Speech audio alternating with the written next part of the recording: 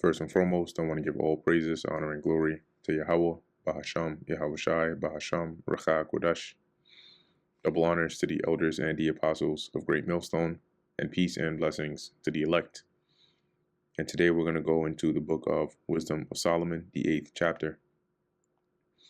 Wisdom reacheth from one end to another mightily, and sweetly doth she order all things.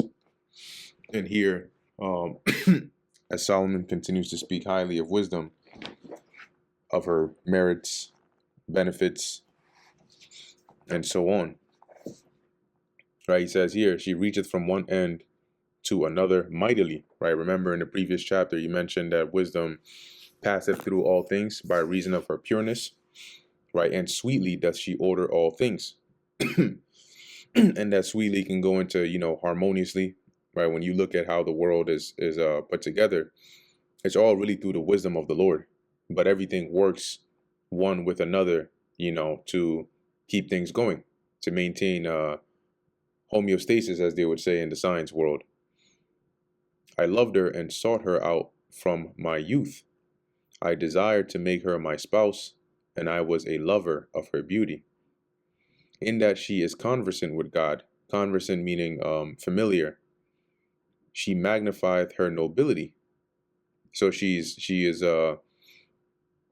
basically, a very highly prized possession, being with how familiar she is with God. Yea, the Lord of all things himself loved her, for she is privy to the mysteries of the knowledge of God. Now, as we're reading here about wisdom, similar to Proverbs, I think it's either the 7th or 8th chapter. So similar talk about wisdom, there's also to keep in mind, right, that the attributes or accolade associated with wisdom are also associated with Yahushai, right? Because he is practically the embodiment of wisdom, right? Because remember, wisdom is the breath of the Lord, but Yahushai is the word of the Lord. Okay, so certain verses in here, I believe it's in this chapter, but you'll see how they correlate also to Yahushai. So it says here, she is privy to the mysteries of the knowledge of God and a lover of his works. So if you if you attain wisdom, then she will be able to expose to you the mysteries of the knowledge of God. If riches be a possession to be desired in this life, what is richer than wisdom that worketh all things? See? And men, people desire riches in this life, but the wise desire something that is greater, or the richest type of riches, which is wisdom. As he says, that worketh all things. And if prudence work, who? So if riches are a possession to be desired, and if the type of work to be, admired is prudence, because prudence goes into looking well into your goings and being diligent, and that's something that can save you a lot of time, effort, trouble. But as he says, who of all that is among, or who of all that are, is a more cunning workman than she, dealing with wisdom? If a man love righteousness, her labors are virtues. For she teacheth temperance and prudence, right? And temperance is, self-control, and prudence. Okay, and let's look into that word prudence here.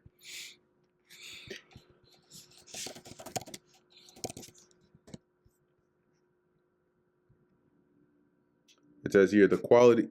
Okay, let's look into the word prudent. Acting with or showing care and thought for the future. You can see here sagacious, wise, having or showing keen mental discernment with good judgment, shrewd, intelligent, clever. So these are all synonyms of prudence. So as it says here, she will teach you, right, temperance and prudence, justice and fortitude. And that justice dealing with, what is right, judging correctly, and fortitude also going into, strength, endurance, steadfastness, which are such things as men can have nothing more profitable in their life, meaning of these things, there's really nothing more beneficial to you, right, than to have temperance and prudence and justice and fortitude, because they lead to a good life. If a man desire much experience, she knoweth things of old, and conjectureth aright what is to come. The word here, conjectureth, is to basically, if she was to give her best guess or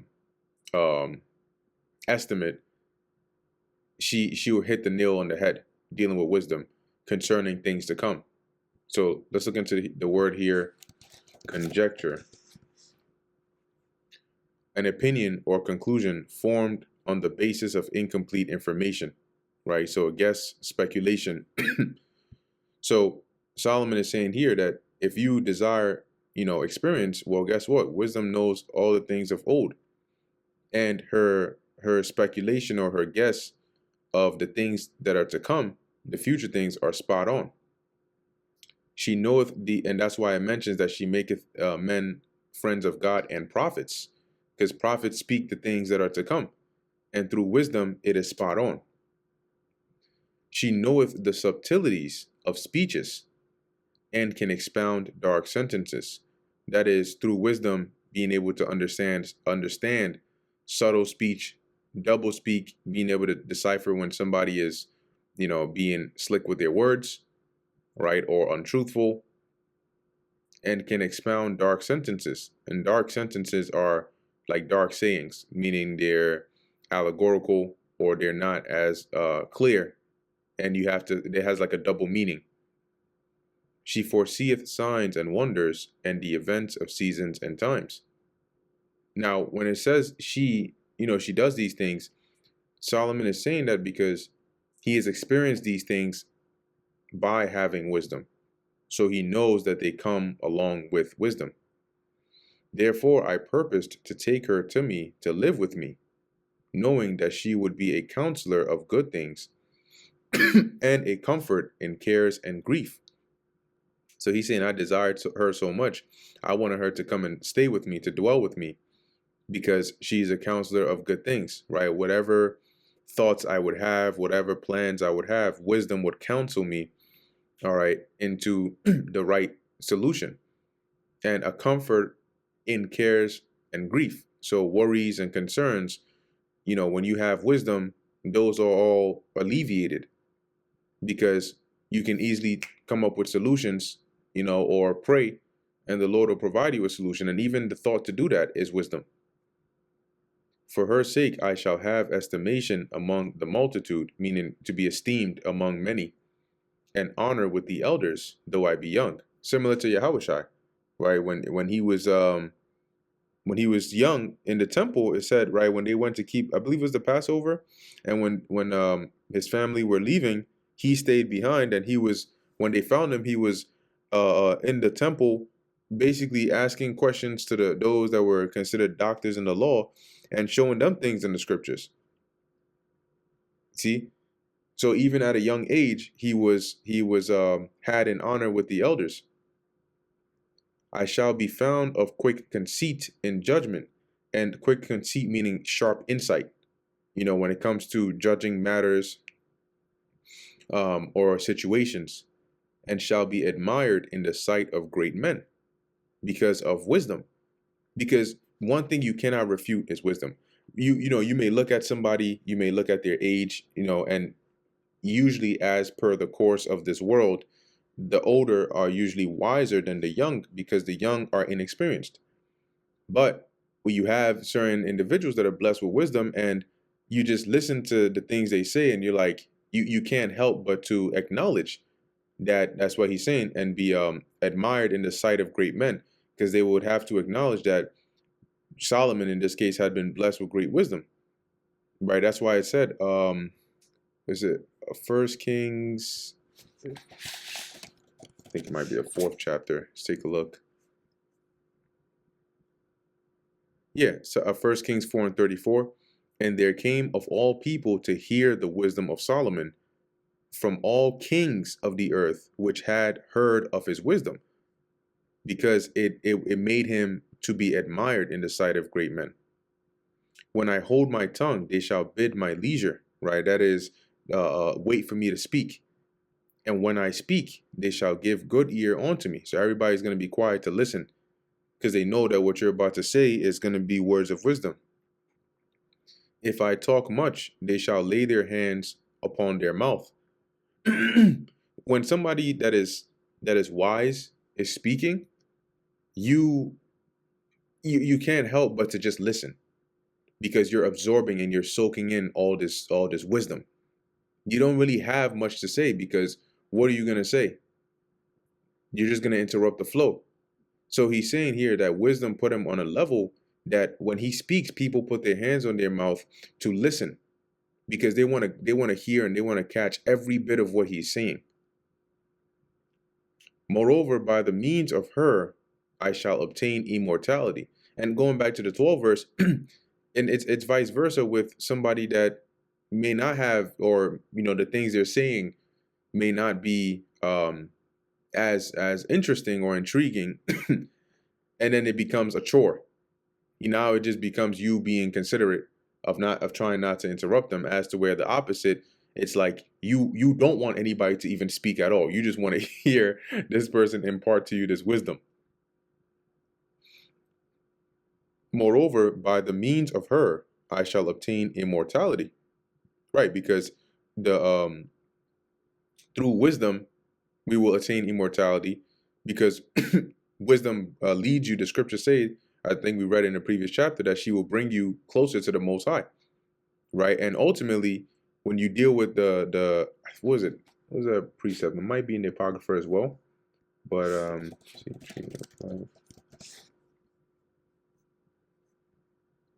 let's take a look here and let's see.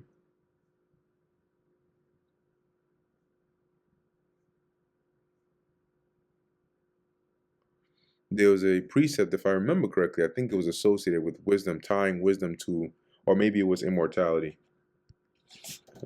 Immortality.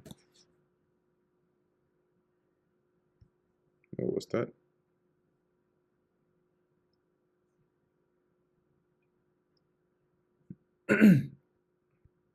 And if I can't find it, that's all right. But hopefully I can.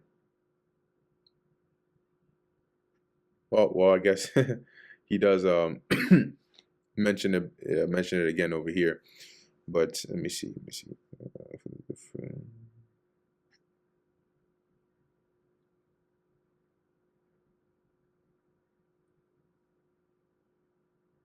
Yeah, there we go. This is what it was. Ecclesiasticus 19:19. It says, "The knowledge of the commandments of the Lord is the doctrine of life." Right? Now, the knowledge of the commandment of the Lord comes by what? By way of wisdom. Because in the process to attain wisdom, you learn these commandments of the Lord and then you keep them. How do we know that? Well, let's go back in Wisdom of Solomon. And let's see, what chapter was this? It mentioned here.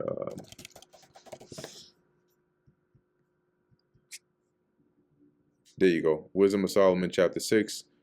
And we can start at 17.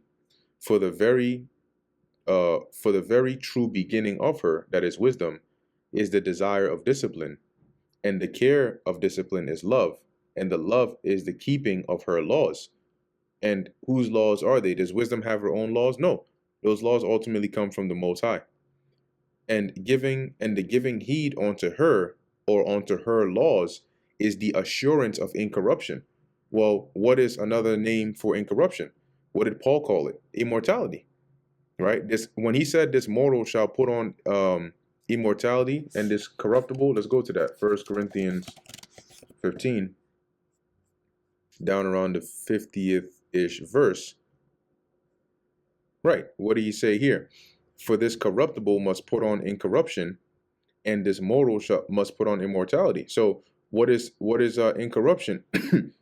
Immortality, right? Along with obviously perfection, but the mortal is corrupt, and vice versa, the immortal is incorrupt. So going back here, as we just read, When you give heed unto her laws, it is the assurance of incorruption, and incorruption maketh us near to God. That is the path to immortality. So when you go back to Ecclesiasticus 19 and 19, the knowledge of the commandments of the Lord is the doctrine of life. That comes by wisdom. Therefore, wisdom brings you the doctrine of life, and they that do things that please him, how are you going to know the things that please him? Through wisdom. That's why the scripture says, she maketh them friends of God. God loves those that please him. So how do you become one that pleases the Lord? Through wisdom. So, and they that do things that please him shall receive the fruit of the tree of immortality. This is how wisdom brings you to immortality. Going back to Wisdom of Solomon, chapter 8, verse 13. Moreover, by the means of her I shall obtain immortality, and leave behind me an everlasting memorial to them that come after me. So that is, attaining actual literal immortality through wisdom, but also the scriptures mention having an immortal memorial, which is through virtue, which is also one of the children of wisdom. And that's what Solomon is referring to when he says, and leave behind me an everlasting, oh, there you go, memorial to them that come after me.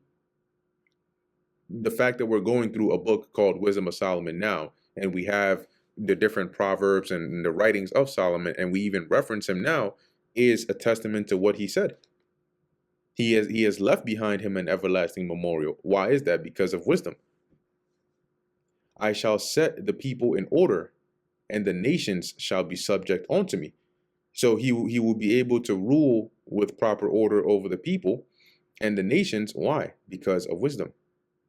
Horrible tyrants shall be afraid when they do but hear of me. And these are likened onto different rulers, right? Rulers that people would look at and revere, right, and fear at the sounding of the hearing, or the sounding of the name of Solomon. As he says, they will be afraid. I shall be because wisdom would raise him up so high that even just hearing about his name would, make them afraid, not necessarily like to cower in fear, but to respect out of fear. When they do but hear of me, I shall be found good among the multitude and valiant in war. So in whatever situation he would find himself in, it would always be to his benefit. If it's war, he would be valiant. If it's amongst many, he would be, considered, the top. Good. After I am come into mine house, I will repose myself with her. Let's go into that word repose. A state of rest, sleep, or tranquility, right? To relax, to rest. So I will rest with her, for her conversation hath no bitterness, and to live with her hath no sorrow, but mirth and joy. So that's basically the tranquility that comes with wisdom, right? That peace. You're not conflicted in mind, right? She's not like a woman that you're having arguments with and is stressing out your mind. In fact, wisdom is quite the opposite, right? It brings you joy, it brings you peace, it brings you certainty. Now, when I considered these things in myself and pondered them in my heart, when you ponder something, you think about it, how that to be allied unto wisdom is immortality, and great pleasure it is to have her friendship, and in the works of her hands are infinite riches. See, so it's really a privilege, an honorable privilege, to be friends with wisdom, a privilege that not many have been made privy to.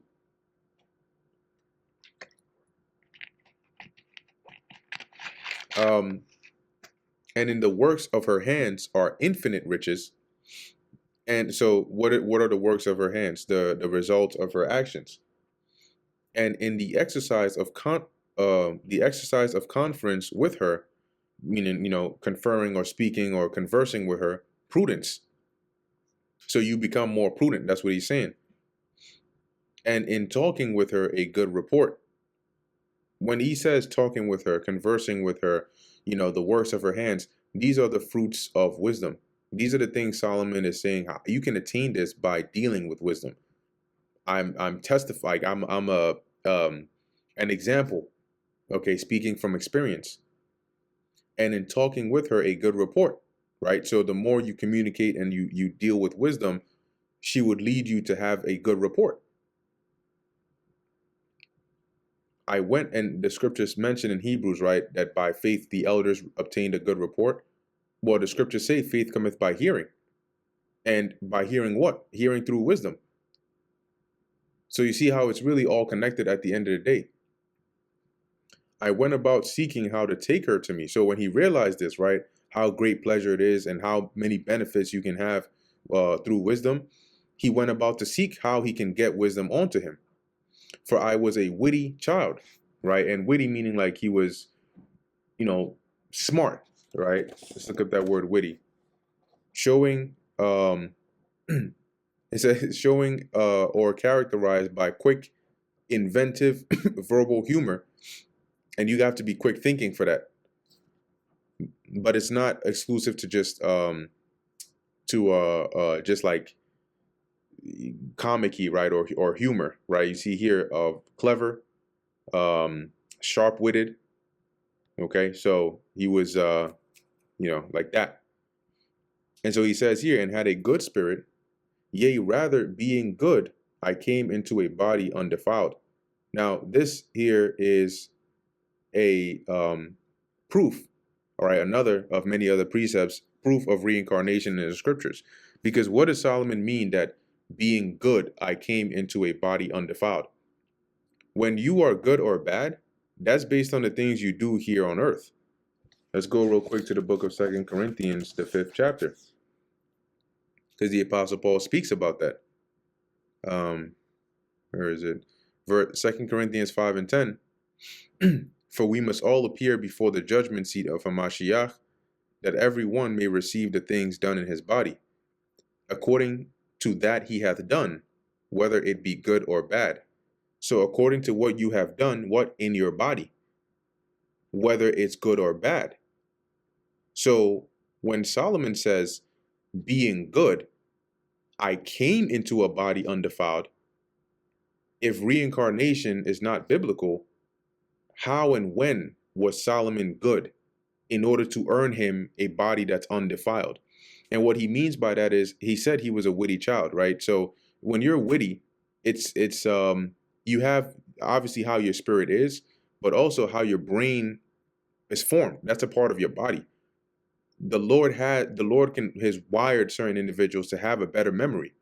And those are attributes of your actual body, right? To be quick thinking, having your neurons firing at super speeds and being able to understand things quickly. A part of that is based on the way your body works, the way your brain works, the way it perceives things. Okay. And so these are the benefits, the beneficial traits, the healthy body that Solomon came in. And he's saying he was good. And that's why he came into a body where he wasn't crippled. He didn't have a mental defect. He didn't have any of those. So then the question is, how was he good? And that's referring to meaning that in a dealing with the concept of reincarnation, like the Apostle Paul mentioned here, that the things you've done, whether it's good or bad, you're gonna get judgment. And then on the next time you come back on the earth, 3 to 4 generations later, you're gonna serve out that judgment. So if it's good, then the next time you come back, you're gonna, get something good.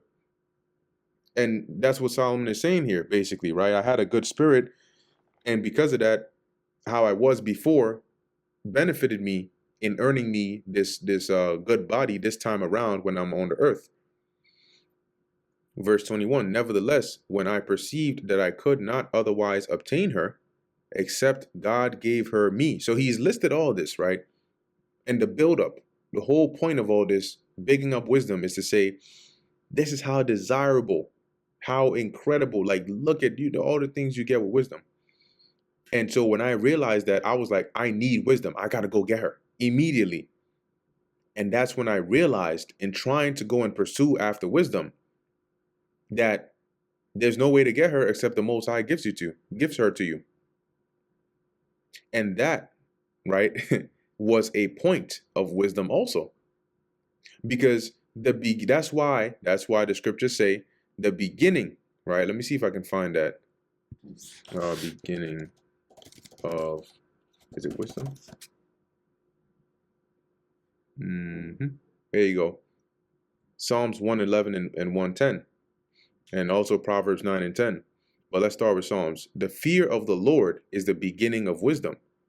A good understanding have all they that do his commandments. His praise endureth forever. Proverbs 9 and 10. The fear of the Lord is the beginning of wisdom, and the knowledge of the holy is understanding. So Solomon is saying here, the fact that I realized that I can't get wisdom except the Most High gives me her was a point of wisdom also, because he understood clearly, when you look in life, right? When you are going to, you see something and you want to pursue it, that's when you actually start to learn more about it, right? You may encounter somebody who was, I don't know, into martial arts or into cars, and they show you something or teach you something, and then from that day on, you're just like, yo, I want a car like that, or I want to become like that. And so that's when you actually start to go and do research. What does it take to be this, or what does it take to do this? And then you start to learn, oh, I can't even become what he's saying unless I do this, or unless I go and get this degree. So the fact that you now know that you can't achieve whatever the person had unless you go and do a prerequisite, that came by you going and searching and finding out that information. That's wisdom, right? Based on the example I'm giving here. So Solomon realized, as the scriptures say, the fear of the Lord is the beginning of wisdom, because wisdom comes from the Lord, and he gives it to those who fear him, because those who fear him will obey him and please him. You see how it all connects? So Solomon said, when I realized that I can only get wisdom by the hand of the Lord, that in itself was wisdom. That in itself was a point of wisdom. It says here, to know whose gift she was. I prayed unto the Lord and besought him, and with my whole heart I said. And we'll find out what he said in the next lesson. So that brings us to the end of the book of Wisdom of Solomon, the 8th chapter. Lord willing, that was edifying to the elect. In closing, I want to give all praises, honor, and glory to Yahweh, Bahasham, Yahweh Shai, Bahasham, Racha Kodash. Until next time, Shalom.